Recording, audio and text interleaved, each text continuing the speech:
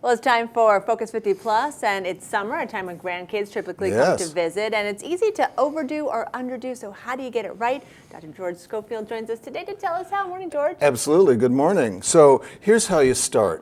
You have to figure out how to pace yourself. Okay.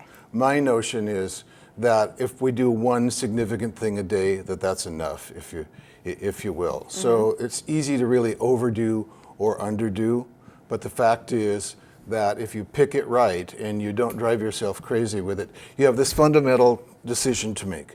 Do you want to entertain the kids, or do you want to have things that engage them with you? That's the real question. Are you having them so that they're engaged in other things, or a mixture, or do you want a lot of it to have to do with you and you're engaging with them, and it's not the same set of choices? So it must be, to make it all work out, you must have to have a schedule. How do you build that right schedule? Well, you have to literally sit down. In my case, I have 4 granddaughters with me for 3 weeks without their parents, or their parents will come in the 3rd week. So I literally laid it out like a general, if you will, and even then I blew it. You have to be careful because I have a granddaughter at Moat Day Camp, and I have a granddaughter at Paul Madison's Chef Day Camp, and they both start at 8:30, and they're quite a ways apart. I've got things like that. So I have backup friends who are going to deliver the chef camp girl. But how you do the schedule is, don't just sign them up. Figure out what's going to work for you and how much energy you have, and literally build a schedule.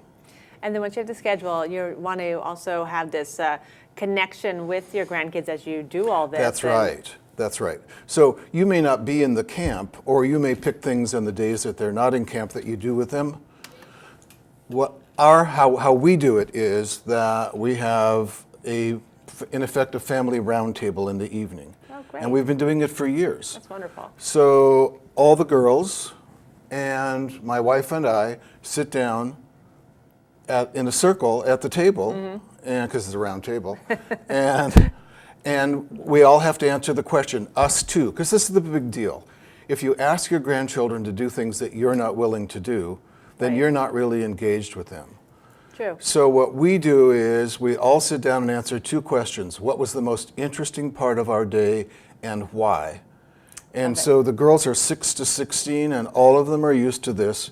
And we learn a lot about what the kids experience and learn and hear and see, and it helps us be better grandparents. But we have to do it too. We have to talk about our meetings and our work and all the other things. That's really interesting. And then you could kind of find out what are some of the biggest traps and whatnot for you as a grandparent. And the biggest trap for grandparents is you forget that you're not the parent. Yeah, I imagine. So whether it's how they eat or what they eat or any other things that in 3 weeks you would have done it differently, but you had your choice.